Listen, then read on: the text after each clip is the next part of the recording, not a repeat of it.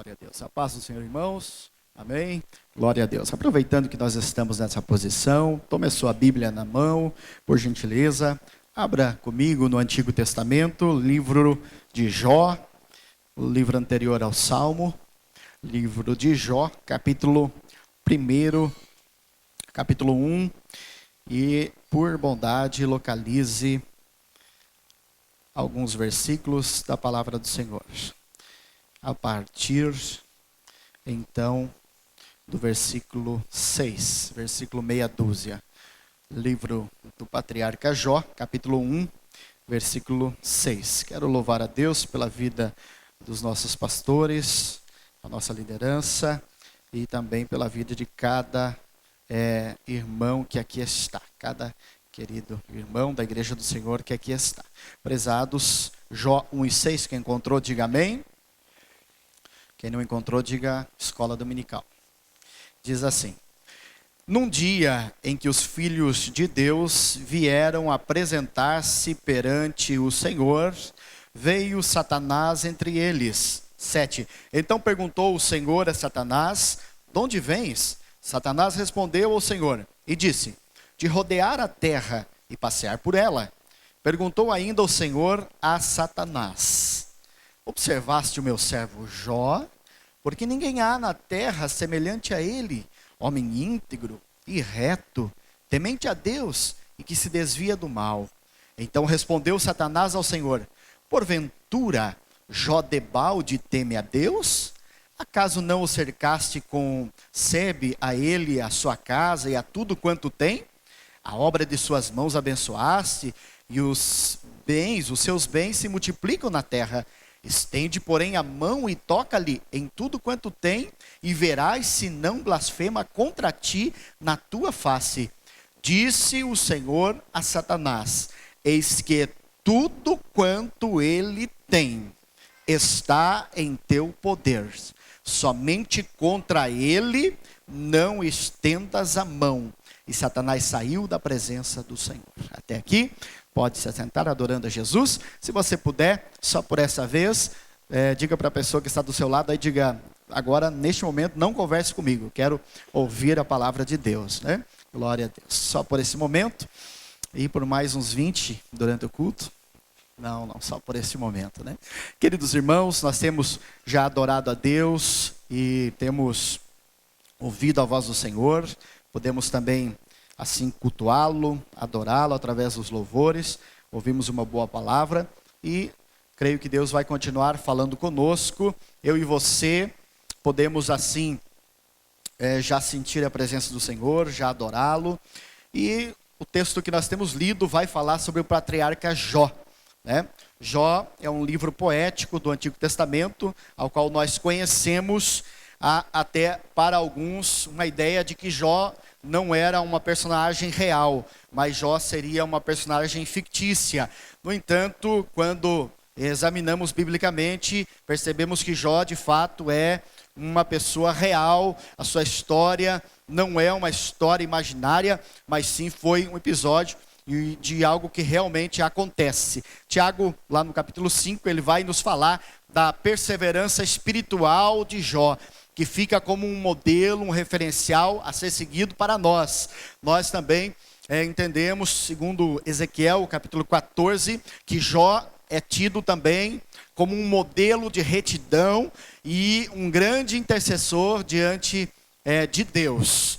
Portanto, nós entendemos que este livro de Jó, para que possamos compreender melhor a mensagem de Deus, ele é escrito muito provavelmente, segundo fontes judaicas, pelo próprio Moisés, né? Quando Moisés, você sabe, ficou seus primeiros 40 anos no Egito, na sequência ele foge para o deserto de Midian, lá onde ele vai contrair matrimônio, casar-se com Zípora, e ali ele vai permanecer por mais 40 anos no deserto.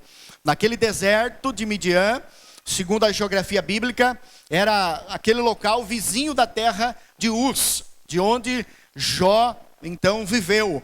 No entanto, Moisés, ele é, pela cultura judaica, apenas o escritor, porque Jó e a sua história, de fato, ocorreram muito tempo antes de Moisés. Na maior parte dos intérpretes, eles vêm dizer que Jó viveu próximo ao tempo de Abraão, por uma série de circunstâncias reveladas pelo texto literário, pelo texto bíblico. E, queridos irmãos, nós percebemos que mesmo Jó vivendo nos dias, ou sendo compatriota, ou até contemporâneo de Abraão, nós entendemos que quem vai registrar essa história é Moisés. E o servo do Senhor, ele então coloca de forma aqui poética na Bíblia Sagrada. Agora, nós percebemos que muitas coisas nos são ensinadas em Jó. Claro que a maneira que Deus trabalhou com Jó, ela é uma experiência pessoal na vida desse patriarca. É claro que nem tudo que está revelado aqui pode ser entendido na íntegra para mim e para a sua vida, porque experiência pessoal, ela é muito individual. Os dias que nós vivemos, algumas pessoas pegam experiências pessoais e tentam colocar ao pé da altura da revelação da Bíblia. Ou seja, como Deus fez com ele, Deus tem que fazer, e vira uma regra para essa pessoa com o outro, né? Outro dia a gente vê muita coisa na internet, nas redes sociais. Alguém até estava dizendo: isso aqui que é ministério, isso aqui que é Deus trabalhando, isso aqui que é Deus usando, né? E aí, porque Deus usava um determinado personagem, uma determinada pessoa, um determinado pregador, com um tipo de ministério. Mas, queridos, quando nós vamos à Bíblia, nós sabemos que Deus, ele usa de muitas formas, e cada um de nós tem um estilo. E aí que entra a multiforme graça de Deus. O nosso Deus não é limitado. Nós não precisamos aqui imitar Marco Feliciano, Gilmar Santos, né? Não precisamos imitar aqui nenhum outro pregador, nem os ícones da Bíblia, no sentido de que eles ministravam. Por quê? Porque a graça de Deus é suficiente para nos usar da maneira que nós somos. Deus nos chamou com essa voz, com essa postura, com essa fisiologia, e Deus vai nos usar. Se nós tivermos que imitar alguém, é porque o nosso Deus é pequeno e é limitado, mas o teu Deus é um Deus grande, ele não é ilimitado. Da maneira que você é, se coloque, se consagre, que você vai ver Deus usando a sua vida. Glória a Jesus. Queridos, a Bíblia também vai nos dizer que em dado momento da história, sem que Jó saiba, este homem que era um homem rico e abençoado por Deus, próspero pelo Senhor, ele é vítima, vamos usar um termo, de uma circunstância que ocorre no céu. Provavelmente esse episódio veio ocorrer no céu. Nós não temos assim segurança total, mas muito provável, os filhos de Deus, que é mencionado aqui, vai falar de anjos que se apresentam diante de Deus, e dentre eles estava ali um chamado Satanás. Este estava ali, e quando o Senhor o identifica, é o próprio Deus. Você lê o texto, você conhece, já ouviu sobre Jó. É o próprio Deus que chama Satanás para uma conversa, não é verdade? Deus, ele provoca um diálogo com Satanás, e ele diz: de onde vem Satanás? E você pode acompanhar comigo no texto, que o diabo, ele então diz: olha, eu venho de rodear a terra e passear sobre ela. O diabo, ele é um turista inveterado, ele não mudou a sua agenda. Efésios 2:2 e 6:12 diz que ele de fato é o príncipe, é o maioral dos poderes do ar. O diabo não está no inferno, o diabo não está trancafiado ainda, mas o diabo, ele de fato está nos ares, agindo de forma invisível e procurando corpos que ele possa usar, possa possuir para fazer o mal. Mas a Bíblia também diz que o nosso Deus, Jesus Cristo, se manifestou para destruir as obras do diabo. Portanto, queridos, ler essa história não nos traz medo, porque o diabo pode ter algum poder, mas o seu Deus, o Deus que te trouxe aqui nessa noite, é todo poderoso. Não há nada, porque ele se manifestou para destruir as obras do diabo, e ele está aqui para destruir. Quem sabe o diabo tem levantado alguém no seu trabalho, na sua vida pessoal, vida conjugal, mas o Deus que você serve, ele é poderoso ainda hoje para desfazer as obras do diabo. Basta você adorar, não temas o diabo, não tenha medo dele, resista-o e ele fugirá de você. Aleluia! Oh, glória a Deus!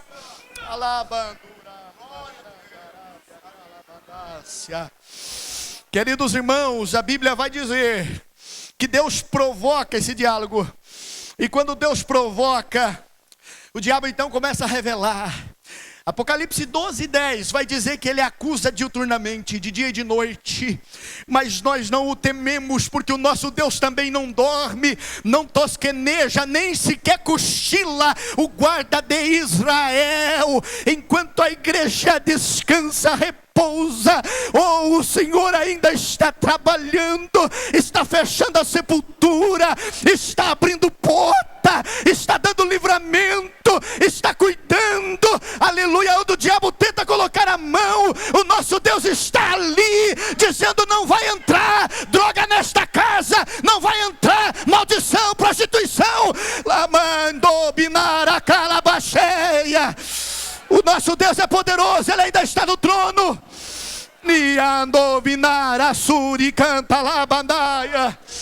Queridos irmãos, a Bíblia vai dizer que Satanás, ele levanta uma questão. E alguém vai dizer que ele levanta uma teoria ou uma tese. E qual é a tese que o diabo levanta? O diabo é astuto. E ele desafia, e ele vai dizer assim: olha, ninguém pode amar mais a Deus do que ao material. Essa é a primeira tese que fica clara aqui. A proposta do diabo é afirmar isso.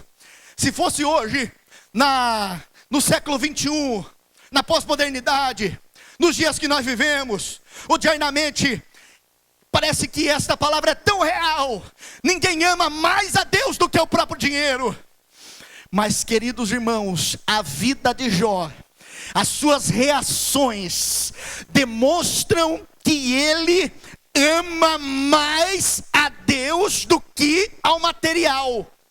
Perceba isso no capítulo 1, na conclusão, depois do relatório, onde Jó tem 4 perdas. As 3 primeiras são de caráter material. E no 1:19 a Bíblia vai dizer, ou 1:20, então Jó se levantou. Depois de tudo que ele recebeu de informação, num dia, ele deixa de ser o homem mais rico e poderoso do Oriente para se tornar o mais pobre. Mas mesmo assim, a reação de um adorador é se levantar. Por quê, irmãos? Porque o objetivo de Deus é levantar, o objetivo do diabo é derrubar. Mas Jó conhecia Deus. Aqui está provado que o maior recurso de Jó, o seu maior patrimônio, não era a sua riqueza, não era a sua família, que é uma bênção, mas era o seu caráter de adorador. Oh, glória a Deus. Querido, por que o fim de Jó é aquele que nós já sabemos? É abençoadíssimo, porque Deus conhecia o caráter de Jó. Oh, louvado seja Deus. Quantos de nós estamos aqui, queridos, mas só adoramos aqui dentro? Mas Deus, Ele quer que nós sejamos como Jó. Jó tinha culto 24 horas, adorava o Criador em todo o tempo.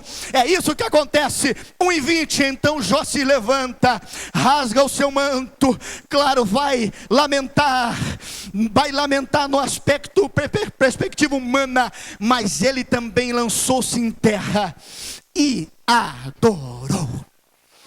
Ele adorou. Há quem diga, adorar é difícil quando está tudo bem, porque aí vem a comodidade. Claro, tem esse aspecto, mas normalmente, quando você perde algo, eu sei que estou falando numa multidão como essa, nos internautas, nos telespectadores, e aqui na igreja eu sei que falo para pessoas que já perderam empresa, que já perderam muitos bens materiais, que já tiveram perdas terríveis e não tiveram uma resposta até hoje.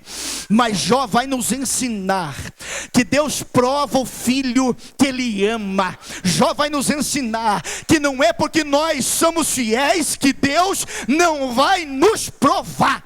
Glória a Deus. É porque Deus, Ele quer nos lapidar, nos aquilatar. Deus quer te fazer um adorador melhor do que você já é. Deus quer te fazer adorador por excelência. Aleluia. E como é um adorador por excelência? É um adorador que chega na igreja e não barganha. Ele não deixa termos motivos aparentes, se tiver, glória a Deus. Mas se não tiver motivo para adorar, ele adora do mesmo jeito, ele celebra da mesma forma, porque ele adora ao Senhor. Não é por aquilo que Deus dá, mas é por aquilo que Deus é na sua história. Ele adora a Deus por aquilo que Deus é. Queridos, isso aqui é muito difícil. Essa semana mesmo eu passei uma situação dessa. Quando você vê que a vida é tão breve, a situação, muitas vezes ela inverte. Mas quando nós estamos balizados em Deus, quando a nossa firmeza está na rocha que é Cristo, nós podemos ter certeza de que nada vai nos acontecer de mal, e o Senhor vai nos preservar, vai nos guardar, vai nos ajudar. Deus, ele está no controle de tudo. Oh, louvado seja Deus. O diabo quis provar isso. O diabo foi tão astuto e sagaz que ele quis dizer que Deus precisa subornar pessoas para que ele possa ser adorado, que Deus, ele só é adorado quando alguém é abençoado. Olha só, perceba que esta é a tese levantada por ele. Mas, meus amados irmãos, quando já foi dito essa noite, nós temos Cristo em primeiro lugar na nossa vida. Nós viemos para um culto como esse, muitas vezes sem saúde, muitas vezes sem dinheiro, sem bens materiais, ou sem nenhuma perspectiva para amanhã. Mas nós viemos e nós mesmo assim celebramos ao Senhor. Nós mesmo assim dizemos: a minha fé é a mesma, ou o Senhor é o mesmo, tu és fiel, tu és lindo, tu és maravilhoso. Queridos, que adoração sincera, desinteressada de conveniência, é essa que nós chegamos num momento difícil e não esperamos nada em troca, ou não adoramos por algo que Deus já nos deu. Eu não estou aqui sendo ignorante ao ponto de dizer que nós não devemos buscar bênção. Deus nos aconselha na palavra a buscar bênção, mas mais do que isso, há muitas pessoas que procuram Deus, mas há uma classe que Deus procura, são verdadeiros adoradores. Por quê? Porque eles vão adorar Deus em qualquer circunstância. Eles podem estar com uma tormenta sobre a sua cabeça, eles vão adorar, eles vão cultuar, porque o Deus deles é um Deus que inverte cativeiro, é um Deus que muda a história. O teu Deus é este Deus, o meu Deus é este Deus que muda a história. O teu Deus muda a história. Queridos, uma outra tese que o diabo deixa muito palpável aqui, e eu diria que é a segunda tese que o diabo trabalha: ninguém ama mais a Deus do que a sua própria família.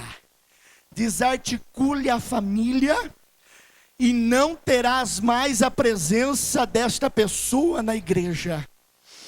Desarticule a sua família e acabou o seu aleluia, se foi o seu glória a Deus, findou a sua cooperação, não serve mais no reino.